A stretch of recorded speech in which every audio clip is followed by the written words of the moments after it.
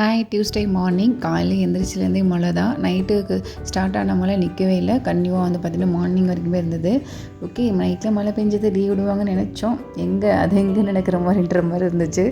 லீவ்லாம் இல்லை. ஸோ ஏதோ 8:30 வரைக்குமே பார்த்துட்டே இருந்தேன், வரல. ஸோ ஓகே, நம்ம கிச்சனோட ஸ்டார்ட் பண்ணலாம்னு சொல்லிட்டு நம்ம ரெடி பண்ணிகிட்டே இருந்தேன். இன்னும் கொஞ்சம் ஸ்லோவாக இருந்தது ப்ராசஸிங் வந்து பார்த்திங்கன்னா கிச்சனு.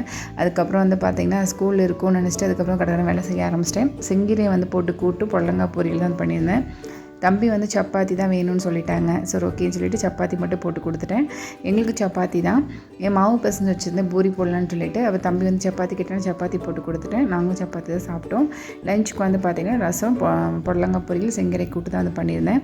பொங்கல் க்ளீனிங் ஒர்க்கும் வந்து ஸ்டார்ட் பண்ணிட்டேன். ஏன்னா வந்து பொங்கல் வந்துச்சு, டீப் க்ளீன் பண்ணணும். அதனால் வந்து பார்த்திங்கன்னா கன்னியூவாக வந்து ஒர்க்கு முடிச்சிட்டா கொஞ்சம் ஈஸியாக இருக்கும் அப்படின்றக்கான வந்து பார்த்திங்கன்னா இன்னிலேருந்து நான் பொங்கல் க்ளீனிங் ஒர்க்கும் ஸ்டார்ட் பண்ணிட்டேன். நீங்கள் என்ன பண்ணீங்க? க்ளீன்லாம் பண்ணிட்டீங்கன்னு சொல்லிட்டு மறக்காம கமெண்ட் பண்ணுங்கள்.